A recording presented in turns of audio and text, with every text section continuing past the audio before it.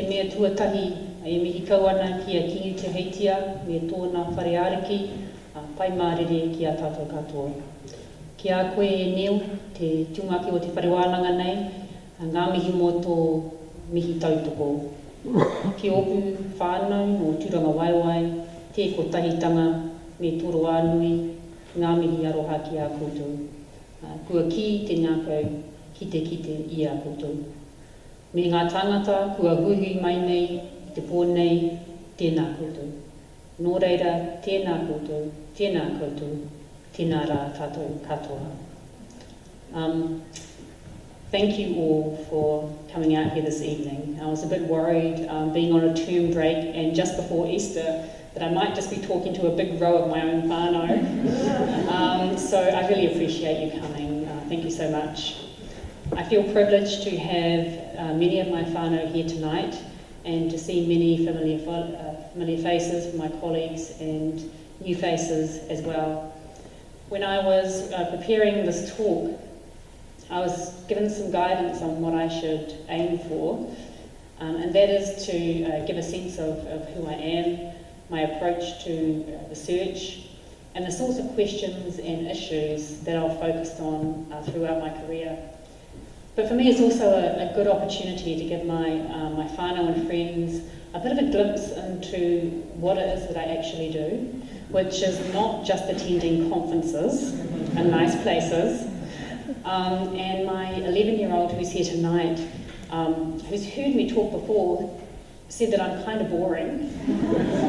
So my challenge is to give a non-boring talk on a decade of population research in 30 minutes. So,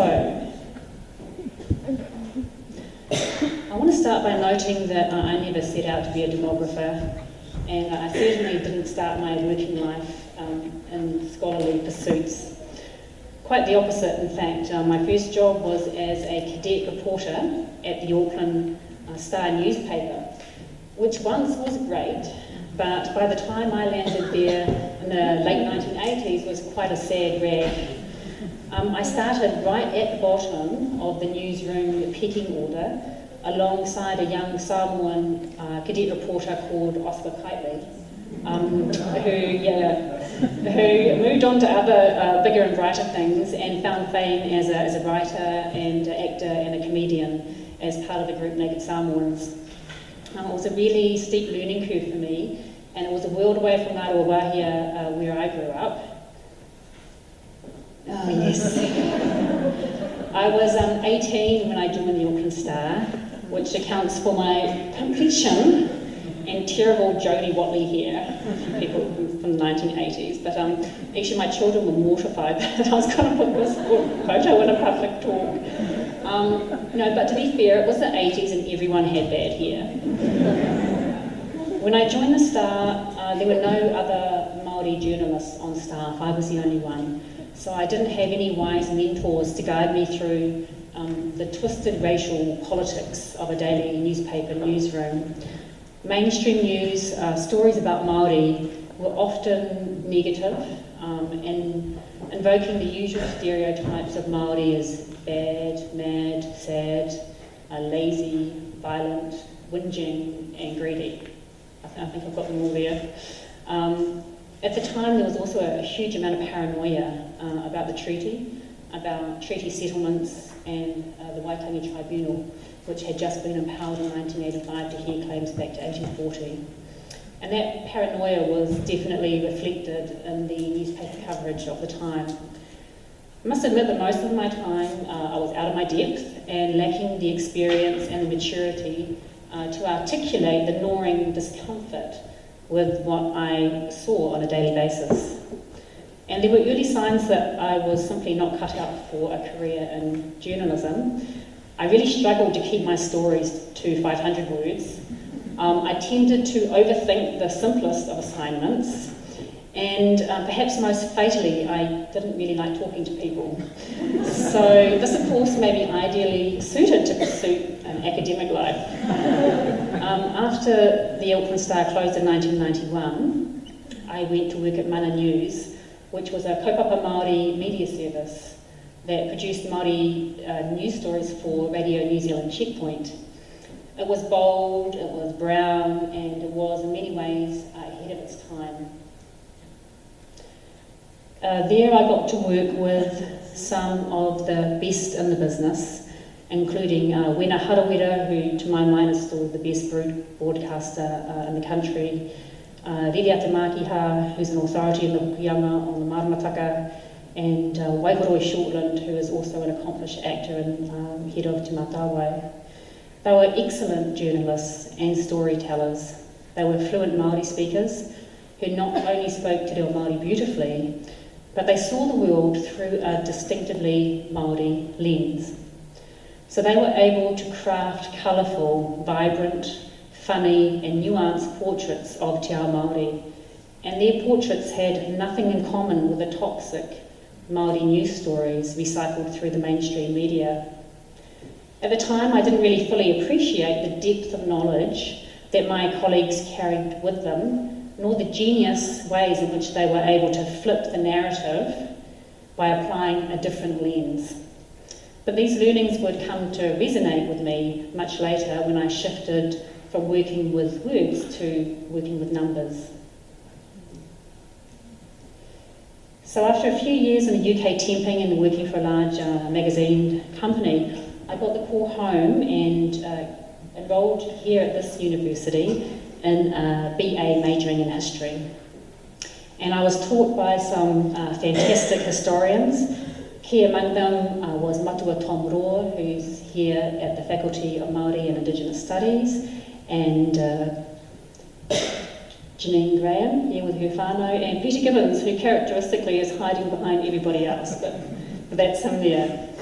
Like many from my generation, my knowledge of this country's history was actually woefully inadequate, and I knew that. That's why I did a degree in history. I have strong ties to Parihaka through my kuia, and to Tūranga Waiwai Marae through my koro and my kuia, so I knew something about the histories of those two places. But there were large, yawning gaps in my knowledge. The deprivations of trauma and colonisation were not something that my kuia and koro dwelled on or even spoke about. Their focus was on working hard and upholding the mana or the kingitanga and the vision of Te Puiaherangi. But it was also a painful past, and one that was largely ignored or grossly misrepresented in New Zealand textbooks and indeed in wider society.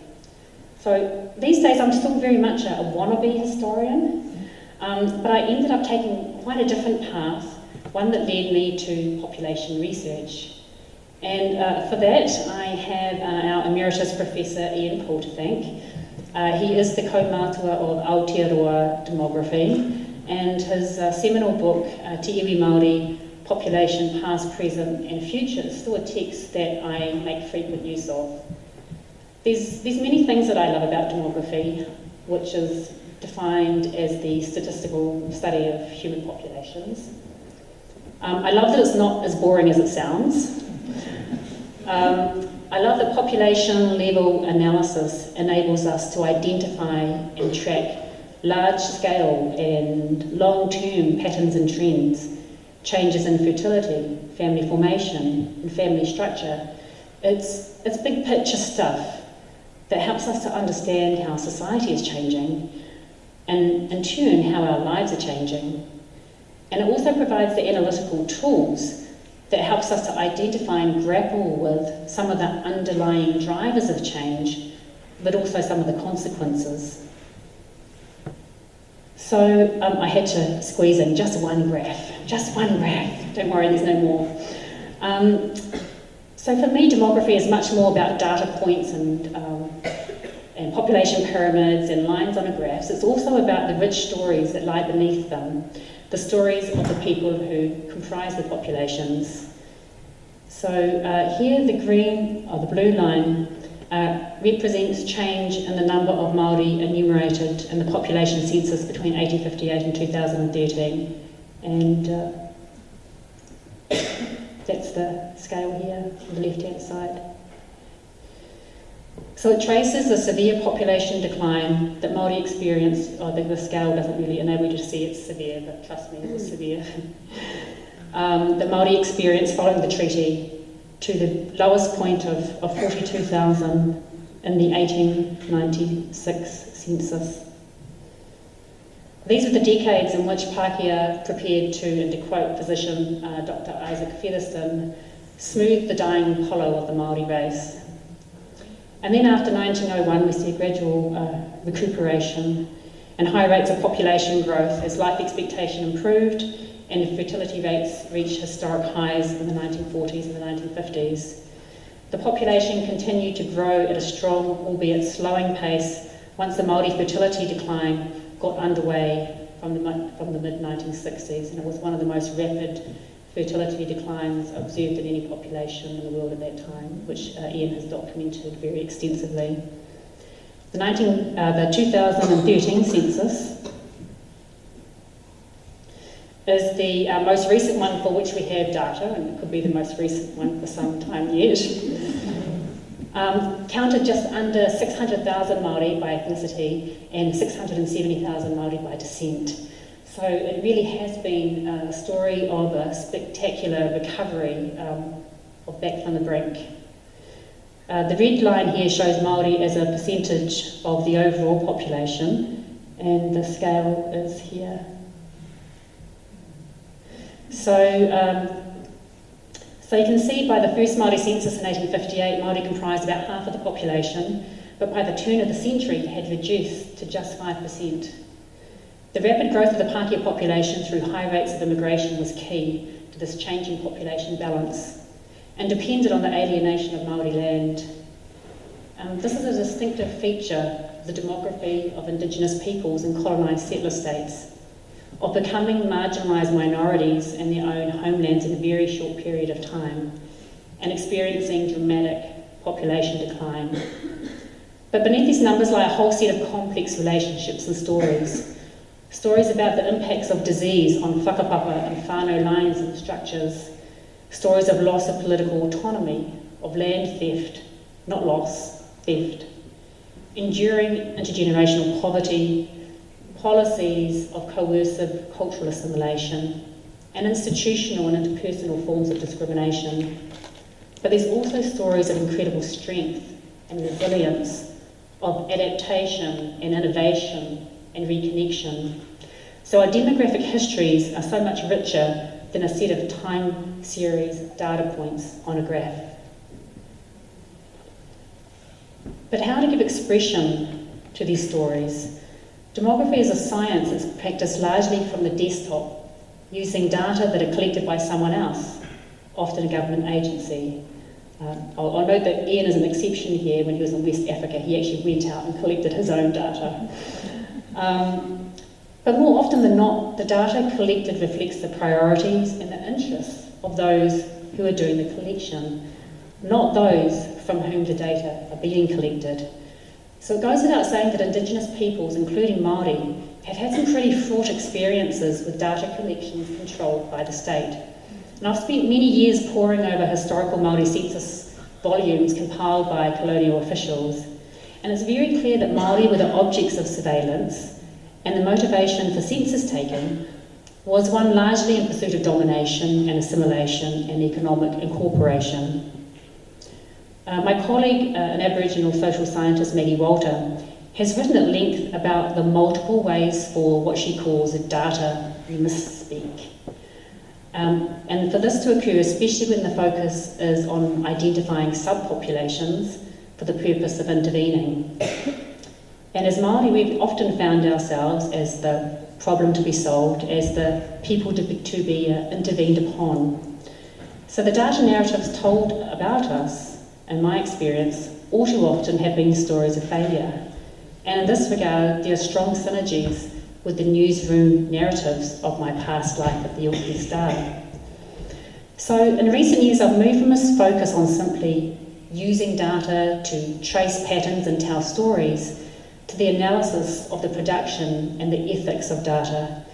It's a really fascinating area, in part because of the dramatic changes that are occurring in the last decade in the data space. Technological innovation has transformed both the ways in which data are collected, shared, integrated and accessed, and the ways in which data are analysed, for example, with the emergence of machine learning. We live in an age where data is everywhere: smartphones, smart buildings, smart TVs. How are you going to even get a smart fridge?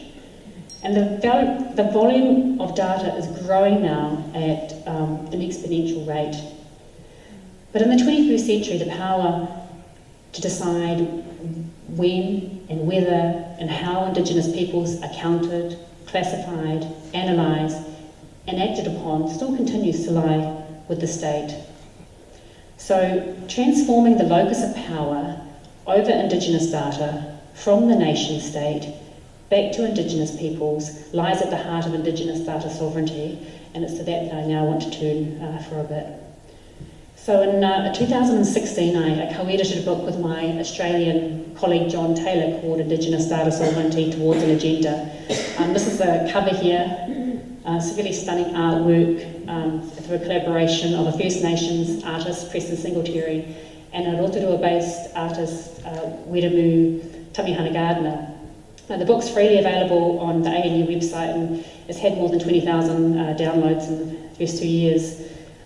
For me, it's really gratifying that it has chapters from my master's supervisor, Ian Paul, from my PhD supervisor, Matt Snip, at Stanford, who's from the Cherokee and Choctaw Nations, and also from one of my current PhD students, a fierce data warrior, Desiree Rodriguez Lone Bear, who's from the Northern Cheyenne Nation.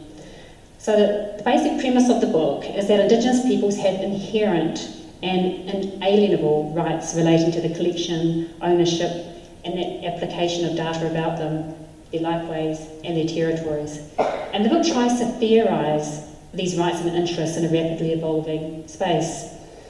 And it asks the questions: what does data sovereignty mean for Indigenous peoples, and how is it being used in their pursuit of self-determination?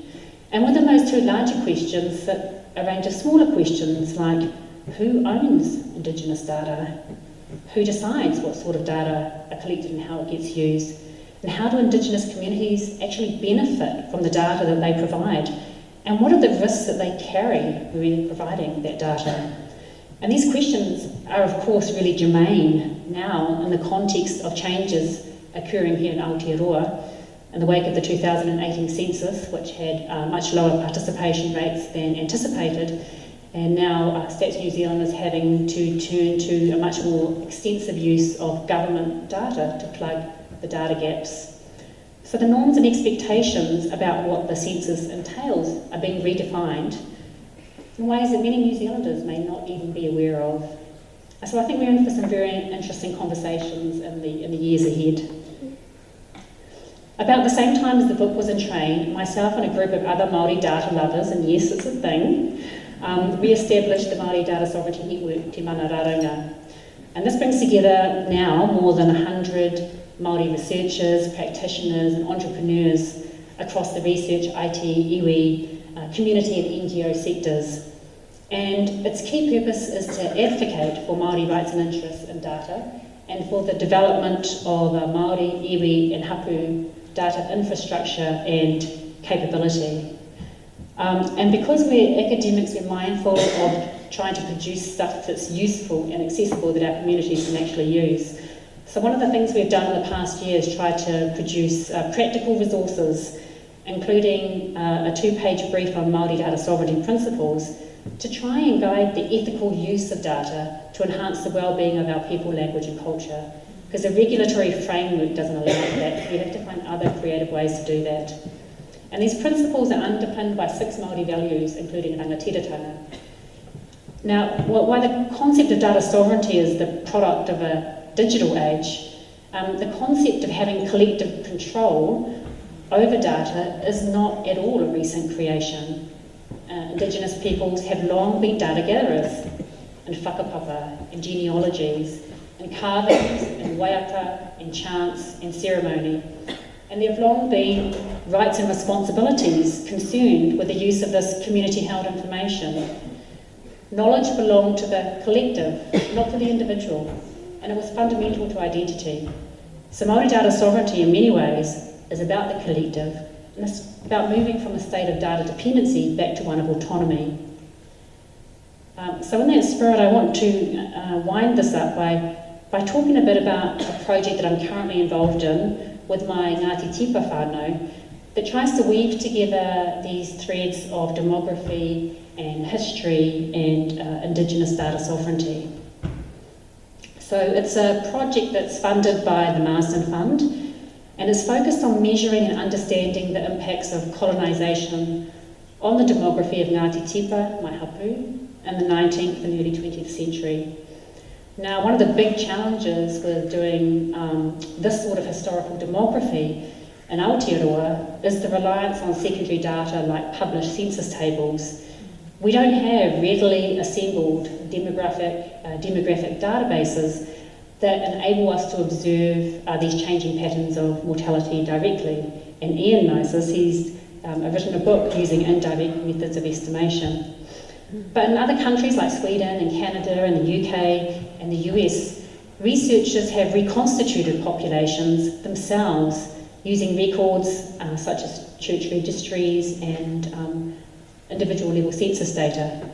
And this allows the identification and the analysis of patterns of family formation, fertility, mortality, migration, and population growth. So the European Fertility Project at Princeton is probably the most well-known of those projects. And it quantified the European fertility transition and also identified some of the underlying causal drivers. So it's classic demography from the desktop. But we don't have anything like that here. So this project borrows from the idea of population reconstitution to reconstruct our generations of 19th century Ngāti Tipa ancestors and to try and create our own demographic databases, but in a really different way. So this kind of enterprise involves many hands make light work, and this is just some of the people from my research team. Mipia Mahuika, who is an oral historian, Ngāti Porou and Waikato, who's based here in our history department. Our Ngāti Tipa Kaiarahi Hinikani, who's here. Des Kahutia, who is an archaeologist and GIS technician. John Bryant, Pākehā researcher who used to be a principal analyst at Stats New Zealand. He's a world-leading expert in Bayesian statistics. My cousin Vanessa Clark, who's our technologist, she's here tonight as well. Another whanaunga, Denise Iwi, who's doing her MA Masters thesis, and is also a kaiarahi that helps guide our project. And of course my dad. I never thought I'd be working with my dad, and it's been a wonderful experience. Dad is our kaumātua and whakapapa ninja, is what I call him.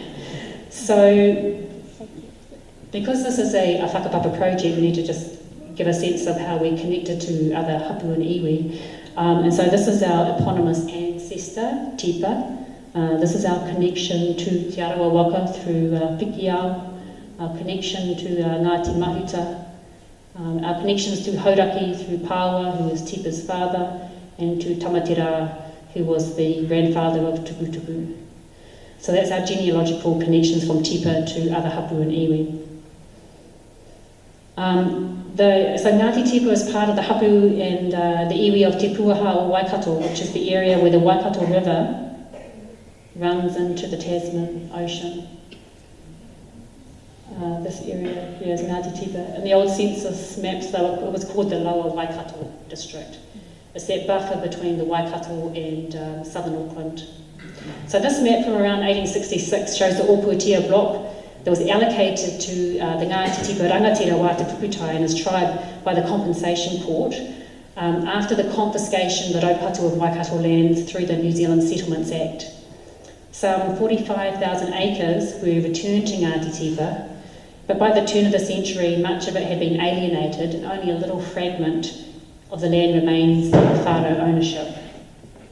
So the construction of our whakapapa database starts with two censuses undertaken in 1844 and 1858 for 11 Waikato iwi, they called it iwi at the time, Ngāti Tipa was one of them, and 2 Maniapoto iwi, or hapu. The first list was compiled by a missionary called Robert Maunsell, and it listed the names of 216 Ngāti Tipa men, women and children, and the list also connects wives to their husbands and children to their mothers. Now, in 1858, Francis Fenton came along. Anybody know who Francis Fenton is? No law students here? No. So Francis Fenton was a Waikato resident magistrate at that time, but he later went on to become the first chief judge of the Native Land Court. So he came along in 1858, he repeated Maunsell census, and he tried to account for the number in each iwi that had subsequently died or moved to other areas, those who had moved back, those who had changed their name in the intervening period, and those who were born between 1844 and 1858. So he basically was trying to be a demographer. And the 1858 list for Ngāti Tipa had 189 men, women and children. These lists, we've looked through them, they're not perfect by any means. They include people who shouldn't be there, they leave out people who should be there, they match the wrong women with the wrong husbands and the wrong children with the wrong parents, and there's numerous typos, so many, but treated with due care and diligence and interpreted within the context of Ngāti Tipa knowledge and Ngā Tauranga, it's an amazing resource that most other hapu and iwi don't have. And I really like that we've been able to turn what was intended as a kind of an instrument of colonial surveillance, turn it on its head and repurpose that data according to our own needs. So we also have an extensive whakapapa given by one of our tūpuna, Tūterangian Nini Tahu Kukutai, who was one of Kukutai's oldest grandchildren. And he gave this in an 1868 land court hearing for the Ōputia block. And his whakapapa contains many of the adults and the children from the 1858 census, along with many others. And so, taken together, these three sources, which are all publicly available, they form the foundations of our whakapapa database. And from here, we're integrating material from historic newspapers available through the wonderful Papers Past website. And these are currently being indexed by one of our Ngāti Tipa undergraduate school, New Gold. We have Māori Land Court minute books and block files, which contains lists of owners and successions. We have information from the Raupatu Document Bank. We have hundreds of maps and survey plans, which Des Kahutia has located and digitised. We have stacks of files from archives and libraries. We have births, deaths and marriage registrations, photographs, and even information on headstones, kōwhatu from our urupa. But most importantly, our whānau have developed with Nepia Mahuika, who's our oral historian, a by whānau, for whānau approach to capturing the kōrero tuku iho of our kaumātua. So for the past year, Tahu Kukutai and Hinikani have been visiting kaumātua in their homes and on the marae, and talking to them about some of the stories that have been passed down through the generations. Asking them questions like, who were the important tūpuna that you recall, and why were they significant? What were the traits of these tūpuna? What do you know about the marriages across our tūpuna lines? And what is the kōrero about our sites of significance and our kōrero tuku iho? This has ended up being a very significant exercise in data repatriation, digitisation, integration and repurposing. It's taking fragments of us from public repositories, bringing it back to our own space and trying to make sense of it under our own tikanga. It's far bigger than I ever imagined. It's certainly not a 3-year research project. And there's no methodology really, so we're making it up as we go, which is good and nerve-wracking at times. So what do? We focus on primary source material of public repositories, we locate it, we digitise it, all the files are labelled to record provenance. Depending on the type and the source and the content, we transcribe it or index it, and that's a big task and it's still ongoing. And when that source contains direct whakapapa information, the name of the tūpuna, residence, date of death, we add this to the whakapapa database, currently using an off-the-shelf package, but we're trying to develop our own. So we haven't integrated all of this data yet, and at times it actually feels like it's going to be a lifetime's work. So this is not demography from the desktop. The data belong to the people, it's their ancestors, so we take it back to them. We hold regular whakapapa wānanga at our Ngāti Tipa marae. This is some of our whānau. I took their consent as implied to put their photos up here, ngā mihi whānau. At our marae, Te Kotahitanga, Ngā Tairua, and also Tauranga Nui. And our approach has been to put all these fragments of information together into a matrix, which is then printed out, and that becomes the focus of our wānanga. And Dad has been absolutely critical here. This is the matrix. My children call it the Dead Sea Scrolls. That's my husband. And he's been absolutely critical and been able to pull this information together and put it in proper context. And this is where the mātauranga, the knowledge of our whānau, becomes absolutely critical. Kōrero about the origins of names. Some whānau names come from the musket wars with Ngāpuhi. The impact of Christianity on our naming practices. The lifting of tapu from the whenua. Strategic marriage alliances and our relationships with other hapu and iwi. We wānanga and then we update the matrix for the next one. So the methodology has been to hand over information, not to take it. However, now our whānau are coming forward to provide us with their whakapapa information and their photos and their participating in interviews. And this information requires active protection, so it requires the integration of tikanga with the technology. So ultimately, this is where we want to get to, our own Ngāti Tipa digital archive. Our digital strategy is being led by our cousin Vanessa Clark, who's here, who's from Ngāti Tipa, we're really lucky, spent a decade in the Silicon Valley managing large IT projects.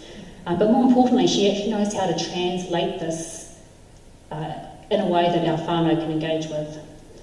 So the approach she's designed can be likened to a pāharakeke, a flax garden, which grows in clusters. And the clusters are the whānau from Ngāti Tipa, who descend from the various tupuna lines that all link back to our eponymous ancestor, Tipa. So at the bottom here is our digitised data, and then in our second layer is the pātaka. That's the physical container for the data, and in keeping with our Māori data sovereignty principles, we are looking for a provider that can guarantee that the server on which the data is stored will be here in Aotearoa. We don't want our data stored on an offshore data warehouse somewhere where we don't know where it is.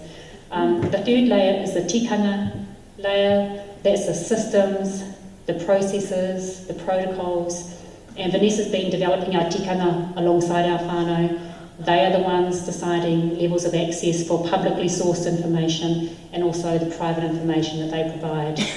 And then the final layer is the applications layer, and that's most likely to be web-based, online, because many of our descendants, our uri, they do not live in the rohe. They can't come back to the marae. We already know from the research we've done at NIDIA that at least 1 in 6, maybe 1 in 5 Māori live overseas. And there's a desire that this information be accessible, so we have to integrate technology into our projects. This layered approach here, the layer cake in the slide, gives us the opportunity to co-design the requirements for the project at a really granular level, and it enables our Ngāti Tipa whānau to self-determine the must-haves or the non-negotiable aspects of this pātaka, or the pāharakeke, and then the nice-to-haves, but not necessarily necessary. So multiple technologies here are seen as key enablers, but we need to take care that Ngāti Tipa mana motuhake is asserted throughout, and it guides everything that we do. And in line with our Māori data sovereignty principles, the database will be owned by Ngāti Tipa and controlled by them as a taonga for current and future generations. So I'm just wrapping up to the second to last slide now. And we've got so much more work to do, and we'll continue on for a few years yet.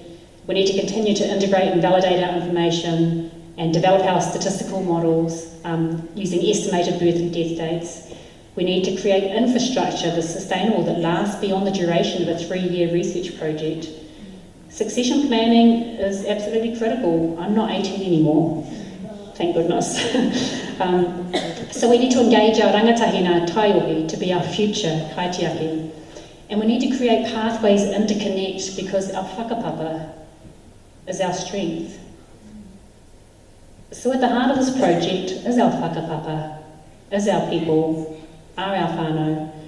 And I just want to end by acknowledging the huge contribution of our ruruhi and koroheke. This is our koro tūmatapo, Stan Kukutai, Nanny T. Atkinson and Nanny Amy Hira. They were right there from the outset when this idea was first developed. They gave generously of their aroha, their time, their wisdom, their mātauranga, and unfortunately they have passed on, but their legacy endures. Kia ora.